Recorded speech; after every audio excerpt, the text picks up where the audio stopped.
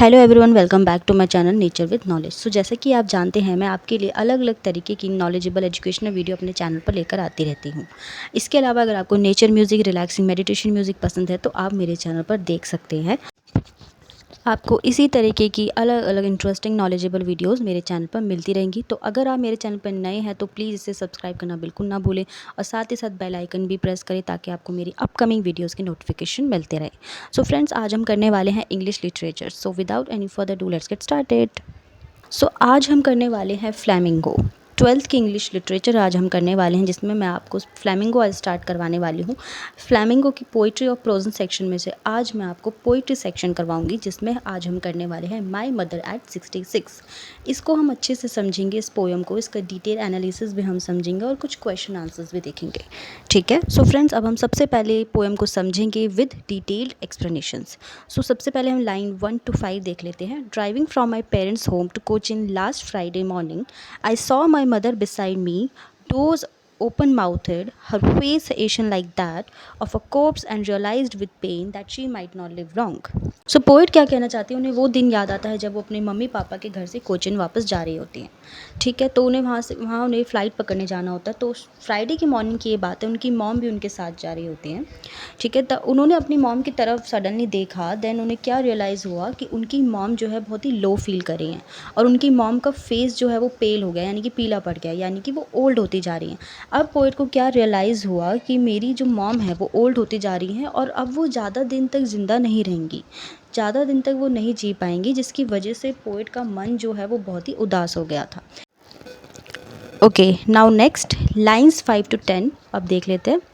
But soon put that thought away and looked out at young trees sprinting, the merry children spilling out of their homes. But after the airport security check, standing a few yards away, I looked again at her.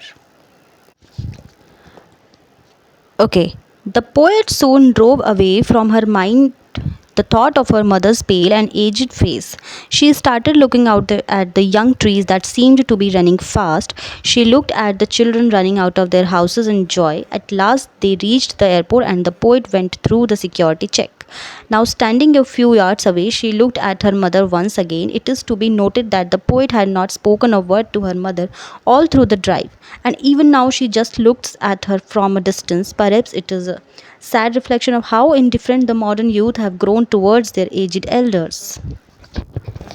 अब उन्होंने अपने मन से वो ख्याल निकाल दिया कि उनकी मम्मी का फेस पेल हो गया है, वो उनका एजड फेस दिखने लगा है। वो सब चीज़ें उन्होंने अपने दिमाग से निकाल दी। उन्होंने गाड़ी की तरफ, गाड़ी के बाहर उन्होंने देखा, ट्रीज़ दौड़ते हुए लग रहे थे और कुछ बच्चे अपने घरों में जा रहे थे, घरों से बाहर भागते हुए जा रहे थे खुशी खुशी। लास्ट में वो जब एयरपोर्ट पहुँचे, उन्होंने सिक्योरिटी चेकिंग करवाई। देन उन्होंने फिर से अपनी मम्मी की तरफ देखा।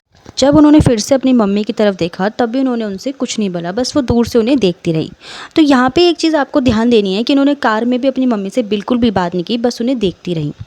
तो शायद ये चीज़ें देखो सोचने वाली बात है कि किस तरीके से आज का जो यूथ है अपने एल्डर से कई बार बहुत कुछ कहना चाह रहा होता है बट नहीं कह पाता। कई बार ऐसा होता है, हम अपने एल्डर से बहुत कुछ कहना चाह रहे होते हैं, अपनी मन की बात उनके सामने रखना चाह रहे होते हैं, बट नहीं हम बोल पाते, कुछ भी प्रिटेंड नहीं कर पाते हैं।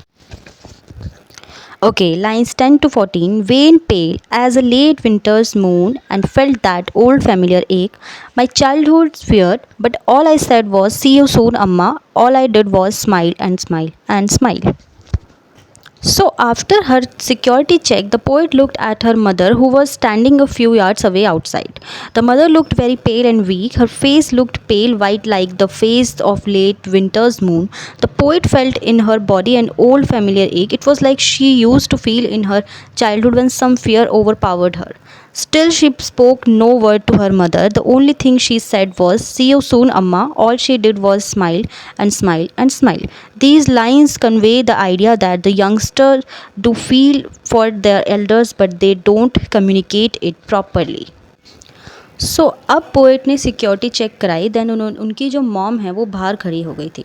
उन्होंने अपनी मॉम को फिर से देखा। वो काफ़ी वीक लग रही थी और काफ़ी पेल उनका फेस लग रहा था, जिस तरीके से विंटर्स के लास्ट डेज़ होते हैं, इसी तरीके से वो दिखाई दे रही थी।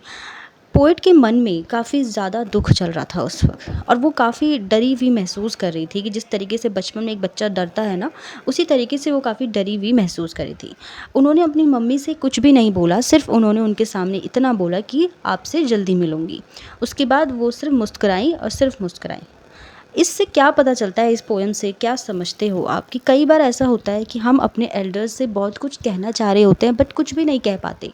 सो ज़्यादा से ज़्यादा ट्राई ये करना चाहिए हमें, मेरे सजेशन से, कि आपको अपने एल्डर्स के सामने बातें रखनी चाहिए और उन्हें ज़्यादा से ज़्यादा खुश रखने की कोशिश करनी चाहिए। ठीक है। Okay, next, detail analysis of the poem. In this poem, the poet relates a personal experience. Through it, she brings out a common paradox of human relationships. Sometimes we do feel deep sympathy for someone, but we fail to express it in a proper manner. It was a Friday morning. The poet was driving from her parents' home to the Cochin airport. Her mother was sitting beside her in the car. The mother was then 66 years old. While going, the poet turned to look at her mother. She found that the mother was dozing and her mouth was open. Her face was as pale as that of a dead person. The poet painfully realized that her mother was not going to live long. But soon she drove this painful thought away from her mind. She started looking at the young trees on the roadside that seemed to be running fast. She saw children running out of their houses in joy.